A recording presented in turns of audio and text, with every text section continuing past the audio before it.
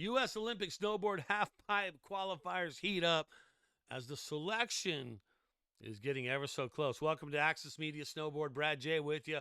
This is the moment where I normally say subscribe, like, and share, but I'm not going to say that. If you don't subscribe, I don't care. I'm still going to do this show and follow the whole tour along and be at the Olympics. So follow the show if you want. That's it. All right, let's talk about it. U.S. Olympic Snowboard Halfpipe qualifiers. It has been heating up as the selection nears, and there is another World Cup coming up, but it's not part of the selection for halfpipe, okay? Well, let's get into the story. First off, let me break it down. Here's how it works. Top 4 women will represent in halfpipe for the USA. Top 4 men will represent in halfpipe for the USA. So you got 4 and 4. On the women's side, one has already qualified, and that number 1 is going to be none other than Chloe Kim. So Chloe Kim has already done her thing. And so you may be asking, what is the qualification standard for it? Here's how it works, all right? The top American in the top 3, May 1st, 25. So back in May, who was in the top 3? Obviously Chloe Kim. So that was one way to register or to get in to represent the U.S. So that's what got her in. Now, what are the other ways you can do it? Well, there's the best single top 10 in selection events. So what are the selected events? That's Copper, Aspen, and Locks, okay? Those are the 3, and those are the ones that are the ones to be the selection event. Okay, number 3, there's a discretionary pick that can be done as well. That means the coaches, the team, they can pick someone different than in the selection process. So the discretionary pick almost happened with Shaun White back in 2018, but he earned his spot by getting, well, I think it was a perfect 100 at Snowmass. The next one, number 4, next best result from selection events outside the top 10. There's a lot to unpack. There really is. There's a lot to unpack to understand who the top 4 is, who gets to go, what events, all that stuff. So, with all that being said, let's take a look at your top 3 women, your top 3 men, who right now would be the ones in the lead to earn the spot. Okay, first up, I got to say, it's got to be this guy right here. Talking about Chase Blackwell, all right? And the reason Chase Blackwell right now has the edge to make one of the 4 spots for the men's team is because of his 5th place at Copper. It goes down to this. The halfpipe selection events, this is what the U.S. has picked. So whatever you do good on these few contests gives you a chance to make the team. One of them was Copper, which we just did. We were out there in Copper for that one, and that is why Chase Blackwell, his 5th place at Copper, kind of puts him larger in charge because that was the first really qualifying stop right there for him. So the next one's Aspen, the 7th to 10th. And then the next one after that is Locks, the 15th to the 18th, both in January. So it's not picked right now, but you have to look at Chase Blackwell, and you have to have him in the U.S. conversation because right now his 5th place finish, his top 5 at a selected event, has him in the lead. And there's no doubt about that. All right, let's move on to the next one. Who else? Then you got Jake Pates.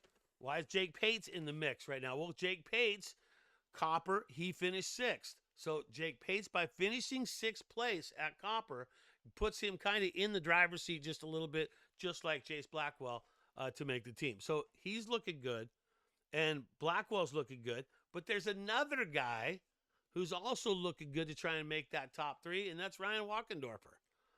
Kind of a surprise. I mean, not a surprise at his talent, but I really didn't think he was going for the team at the start of the year, but his finish, what he did, the 7th place finish in Copper, really gave him a really good shot at making the team right now. So 2 more selection events after this. You got Aspen 7th through the 10th. You got Locks 15th through 18th. And then you got the Olympics kicking off on February 2nd.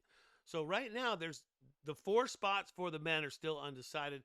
But your leaders as it is right now would be Chase Blackwell, with the 5th place finish in Copper, Jake Pates, the 6th place, Walkendorfer, the 7th place. And if you go after that, Joey Okeson, he had a 9th place finish. But any one of these, it can go any way right now because all it takes is one result. So, okay, so we look at this way. So your leaders as it right would be right now, Chase Blackwell, Jake Pates, Ryan Walkendorfer, and Joey Okeson. But you have to look at the other guys too. Chase Josie is in the mix. If Chase Josie makes something happen at Aspen or Locks and gets on a podium or gets top 3, he's probably a lock to make the team. Lefko Fedorowicz, same deal with him. He was 18th in copper, but Lefko's got a good shot too. They all have a good shot. One contest can make or break you and put you in. Josh Bowman, 38th in copper, he's got a shot at it. Lucas Foster, he's got a shot. Jason Woolley, Noah Avalon, Alessandro Barbieri, Sumner Orr, Joey Okeson, Cade Barton, Orion Cassis. Look, those are the guys right now that are trying to make the team and to represent the U.S. 2 more events left. All it's going to take is one podium to secure that spot. So that's the way it's breaking down right now in the halfpipe selection. So if you look at it, Chase Blackwell, Jake Pates, Walkendorfer, and Okeson right now, those are your top 4 because of their top 10 finishes in copper. What happens in Aspen? We'll find out because I will be there and I will be doing the show from Aspen. So that's how it's breaking out. And on the women's side, it's a little different on the women's side because the fact that only 3 get to go on the women's side because Chloe Kim is the one who secured her spot. So Chloe Kim secured her spot, and she did that by being in the top 3 in May 1st. So that's what got her in. So now you're looking at 3 spots on the women's side. Who are going to be the ones to get in? B. Kim, I'll tell you right now, I feel she's a lock. B. Kim, I got to feel, is a lock right now because Chloe Kim's already in. You got B. Kim, who got a 3rd out there in copper. So the only U.S. woman to get a podium is B. Kim. So she completely is in the driver's seat for that 2nd spot because of the podium. And she's still got 2 more. She goes to podiums in Aspen or Locks or any one of those. Done deal. She is in it. She is in it 100%. Okay, next on the women's side. Maddie Shafrick, don't call it a comeback. She is back, though. Like, I thought Maddie Shafrick was done with competitive snowboarding, but no. She has come back, and she is looking pretty darn good because she had a 5th place at Copper. So she's got a top 5 finish. She's still got Aspen. She's still got Locks. So Maddie Shafrick is definitely a shot. She has a really good shot of making the team. And finally, I got to give it up for Maddie Mastro. First off, because Maddie Mastro, even though she was 6th at Copper, this girl's got the skills. There's no way in the world that Team USA does not pick her. I would say, even if she doesn't get a podium in the next 2 events, she still goes on that team. And what I say is is my opinion only. It's not US ski and snowboarding. But I would say if I'm them, Maddie Mastro is on the team no matter what. But her 6th place in Copper has her in good likes, and we'll see what happens in Aspen and Locks for her too as well. So that's how it is. You got 2 more shots at it to make the team. 2 more shots.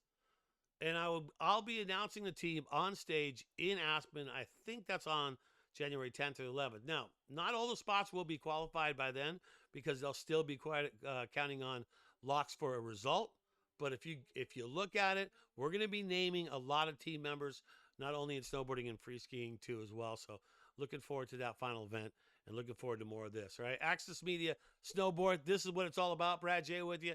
Thanks for being part of it, and I'll see you on the hill.